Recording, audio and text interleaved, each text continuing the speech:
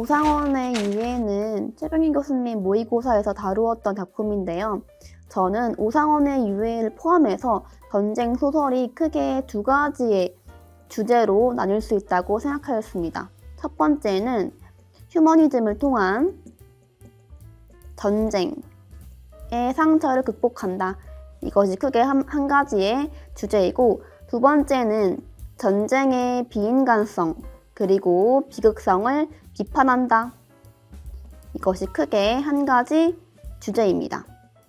오상원의 유해는 이 두 가지 중에서 두 번째 주제에 해당하는 작품입니다. 이 점을 알고 나면은 이 문제를 쉽게 풀 수 있는데요.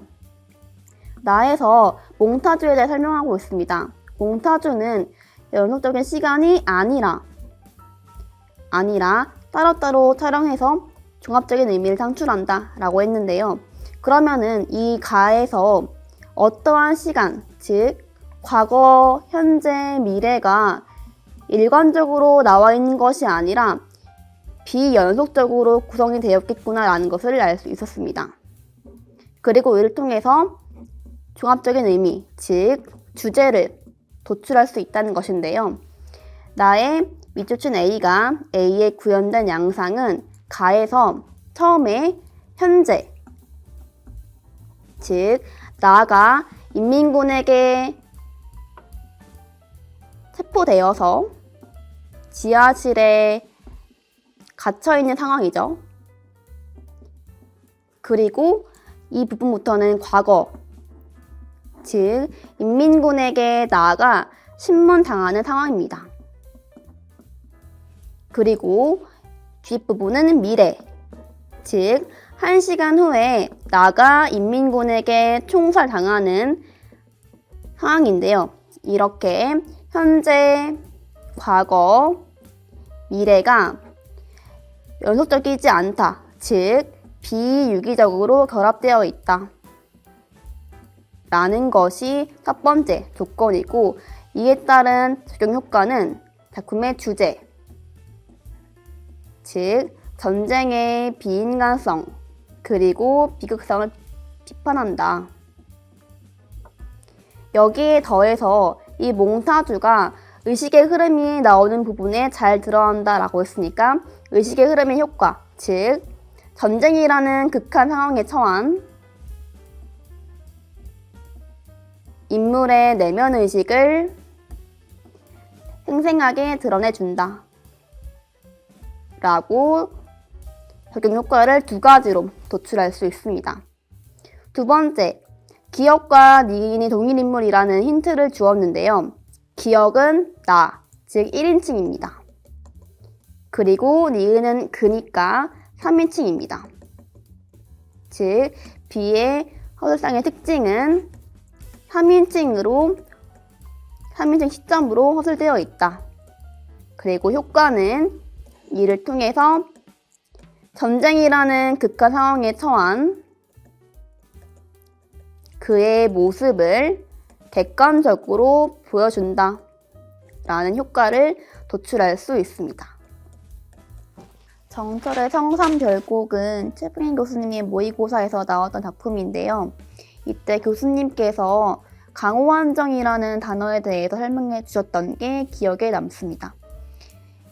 A에서 나오고 있는 주인의 삶이 공간, 배점 하나, 인물, 배점 하나, 그리고 기억의 함축적 의미가 배점 하나, 그 다음에 화자의 심리가 배점 하나, 총 4점인데요.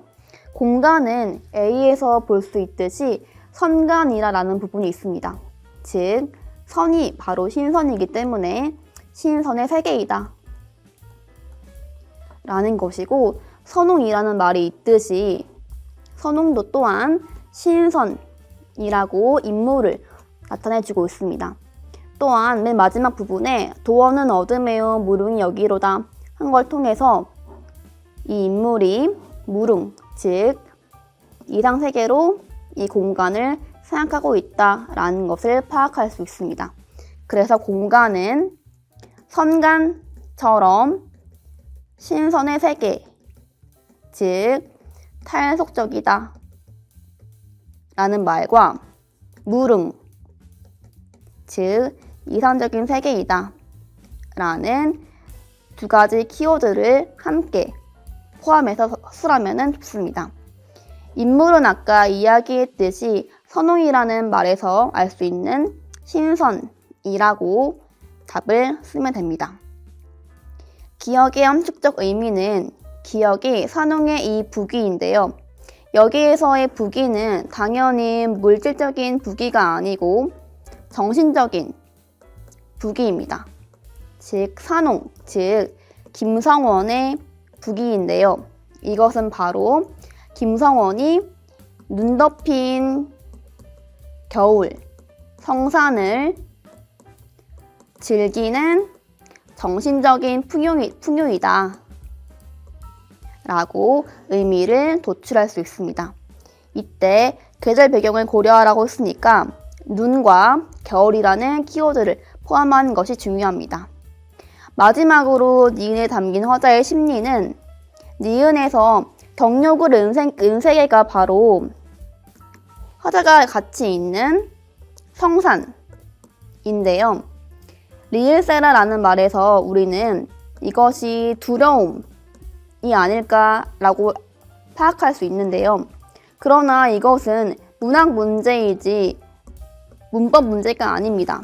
즉, 리을세라라고 해서 두려움이다라고 도출하는 것은 위험한데요.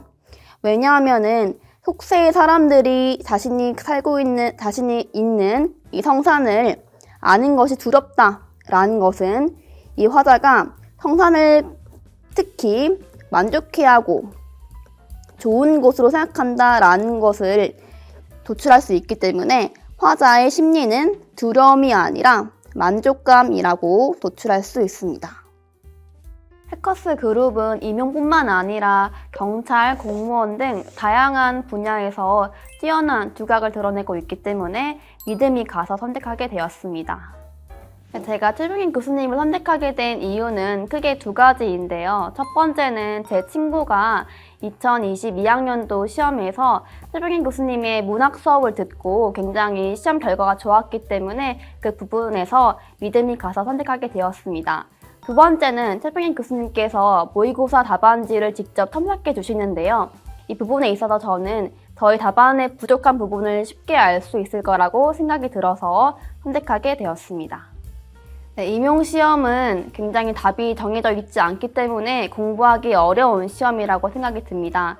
특히 국어 과목은 사람마다 답이 다 다르게 나오기 때문에 어떤 것이 답이다라고 단정하기가 어렵습니다. 그러나 저는 이렇게 답이 갈리는 문제들은 합격과 불합격에 변별이 되지 않는다고 생각합니다. 여러분들이 맞힐 수 있는 문제는 맞히시고 실수하지 않는 것이 합격의 지름길이라고 생각이 듭니다. 임용시험을 위해 열심히 공부하시는 여러분들이 최대한 빠른 시간 내에 합격의 기쁨을 맛보시기를 진심으로 응원드립니다. 이렇게 뭐 어떻게? 상관없어요. 네, 좋아요.